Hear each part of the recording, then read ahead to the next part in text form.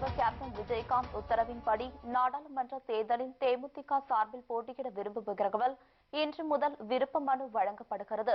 இது தொடர்பாக தேமுதிக தலைவர் கேப்டன் விஜயகாந்த் விடுத்துள்ள அறிக்கையில், சென்னை கோயம்பேட்டில் உள்ள கட்சியின் தலைமை அலுவலகத்தில் இன்று காலை 10:30 மணி முதல் விண்ணப்பங்களை பெறலாம் என்று கூறியுள்ளார்.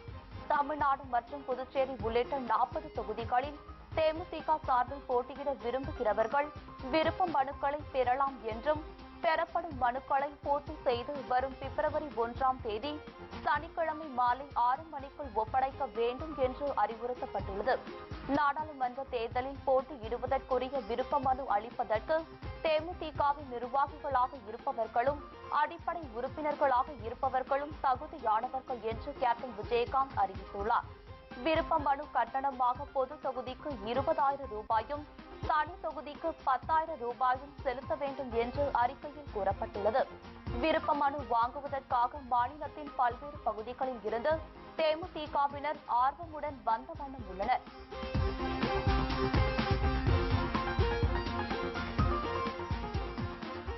குடியரசு தின விழாவை சீர்குலைக்க பாகிஸ்தான் தீவிரவாதிகள் சதித்திட்டம் தீட்ட இருப்பதாக வெளியான தகவலை அடுத்து பாதுகாப்பை அதிகரிக்க வேண்டும் என்று அனைத்து மாநில அரசுகளையும் மத்திய அரசு எச்சரிக்கை விடுத்துள்ளது.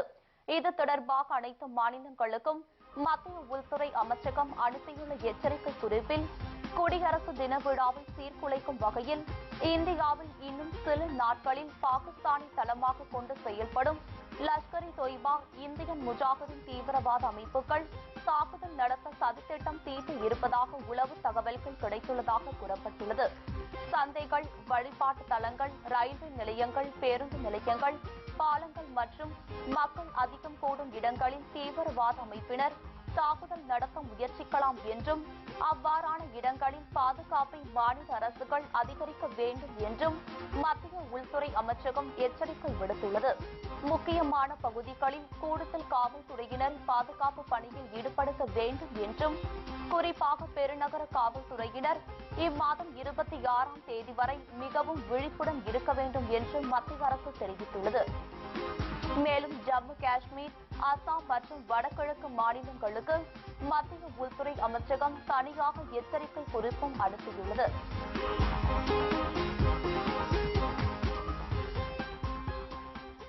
நாடாளுமன்ற தேர்தல் தொடர்பாக அங்கீகரிக்கப்பட்ட அரசியல் கட்சிகளுடன் பிப்ரவரி மாதம் 4ஆம் தேதி டெல்லியில் ஆலோசனை நடத்தப்படும் என்று தலைமை தேர்தல் ஆணையம் அறிவித்துள்ளது. நாடாளுமன்ற பதவிக்காலம் ஜூன் மாதம் 1ஆம் தேதியுடன் நிறைவடைகிறது. நாடாளுமன்றத்திற்கு தேர்தல் நடத்தப்பட்டு மே மாதம் 31ஆம் தேதிக்குள் புதிய உறுப்பினர்கள் பதவி ஏற்க வேண்டும். ஏப்ரல் மாதம் தொடங்கி மே முதல் வாரம் வரை 5 முதல் 6 கட்டங்களாக நாடாளுமன்றத்திற்கு தேர்தல் நடத்த தலைமை தேர்தல் ஆணையம் திட்டமிட்டுள்ளது. ஆந்திரம், ஒடிசா, அசாம் ஆகிய 3 மாநில சட்டப்பேரவைகளுக்கு நாடாளுமன்றத்துடன் சேர்ந்து தேர்தல் நடத்த தேர்தல் ஆணையம் ஆலோசித்து வருகிறது. இதுகுறித்து அதிகாரப்பூர்வ அறிவிப்பு பிப்ரவரி மாத கடைசி வாரம் அல்லது மார்ச் மாதம் முதல் வாரத்தில் வெளியிடப்படலாம் என்று தேர்தல் ஆணைய வட்டாரங்கள் தெரிவிக்கின்றன. தேர்தல் குறித்து ஆலோசிப்பதற்காக பிப்ரவரி மாதம் 4ஆம் தேதி அங்கீகரிக்கப்பட்ட தேசிய மற்றும் மாநில அரசியல் கட்சிகளின் கூட்டத்தை தலைமை தேர்தல் ஆணையம் கூட்டியுள்ளது. இக்கூட்டத்தில் தேர்தலின் போது மேற்கொள்ளப்பட வேண்டிய நடவடிக்கைகள் குறித்தும் தவிர்க்க வேண்டிய நடவடிக்கைகள் குறித்தும் ஆலோசனை நடத்தப்பட உள்ளது. தேர்தலை சுமூகமாக நடத்துவது குறித்து அரசியல் கட்சிகளின் ஆலோசனைகளையும் ஒத்துழைப்பையும் தேர்தல் ஆணையம் கேட்க உள்ளது. 2005ஆம் ஆண்டுக்கு முன்பு வெளியிடப்பட்ட ரூபாய் நோட்டுகள் வரும் மார்ச் 31ஆம் தேதிக்கு பிறகு செல்லாது என்றும், அதனை வங்கிகளில் கொடுத்து மாற்றிக்கொள்ள வேண்டும் என்று ரிசர்வ் வங்கி அறிவித்துள்ளது. 2005ஆம் ஆண்டுக்கு முன்பு அச்சிடப்பட்ட அனைத்து ரூபாய் நோட்டுகளையும் திரும்ப பெறுவதாக ரிசர்வ் வங்கி அறிவித்துள்ளது. பின்பக்கத்தில் ஆண்டு எண் அச்சிடப்படாத ரூபாய் நோட்டுகளை வங்கிகளில் மாற்றி புதிய நோட்டுகளை பெற்றுக் கொள்ளலாம் என்று தெரிவித்துள்ளது. ஆண்டு எண் அச்சிடப்படாத ரூபாய் நோட்டுகளை வைத்து இருப்பவர்கள் ஏப்ரல் 1ஆம் தேதி முதல் வங்கிகளில் கொடுத்து வேறு நோட்டுகளை பெற்றுக் கொள்ளலாம் என்று தெரிவித்துள்ள ரிசர்வ் வங்கி, அனைத்து வங்கிகளும் இதற்கான வசதிகளை ஏற்பாடு செய்ய வேண்டும் என்று கேட்டுக் கொண்டுள்ளது. மக்கள் எளிதாக நோட்டுகளை மாற்றிக்கொள்ளலாம் என்று தெரிவிக்கப்பட்டுள்ளது.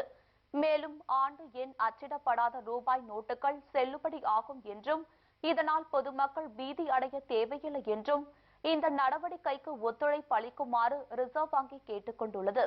ஏப்ரல் 1ஆம் தேதி முதல் ஆண்டு எண் அச்சிடப்படாத ரூபாய் நோட்டுகளை மாற்றிக்கொள்ளலாம் என்றும் இது தொடர்பாக மறு உத்தரவு வரும் வரை இப்பணியில் அனைத்து வங்கிகளும் ஈடுபட வேண்டும் என்று கேட்டுக் கொண்டுள்ள ரிசர்வ் வங்கி ஜூலை 1ஆம் தேதிக்கு மேல் 10க்கும் மேற்பட்ட 500 ரூபாய் மற்றும் 1000 ரூபாய் நோட்டுகளை மாற்றுபவர்கள் தங்களின் முகவரிக்கான ஆதாரத்தை சமர்ப்பிக்க வேண்டும் என்று நிபந்தனை விதித்துள்ளது.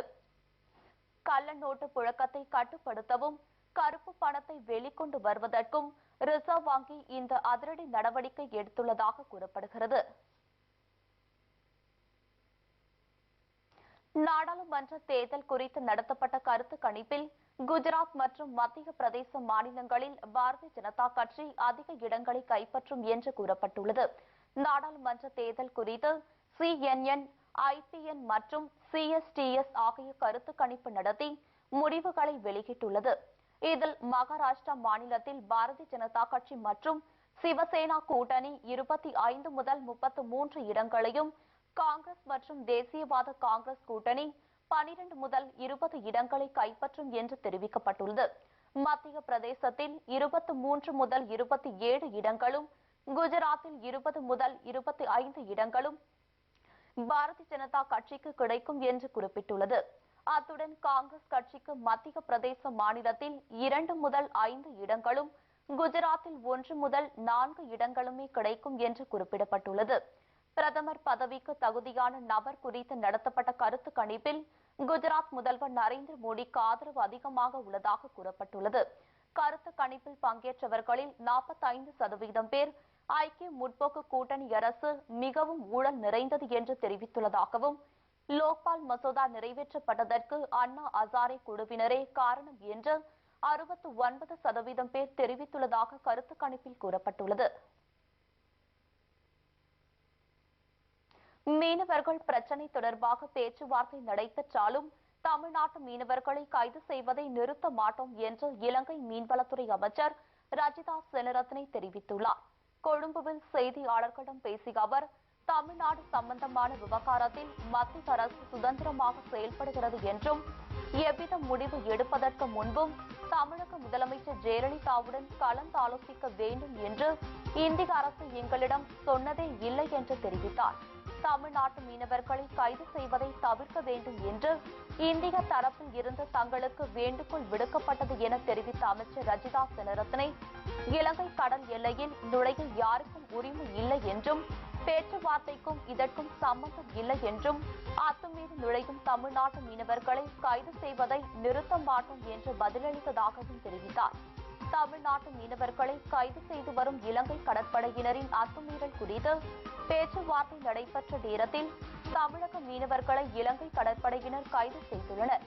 இந்நிலையில் இலங்கை மீன்வளத்துறை அமைச்சரின் பேட்டி தமிழ்நாட்டு மீனவர்களிடையே கலக்கத்தை ஏற்படுத்தியுள்ளது.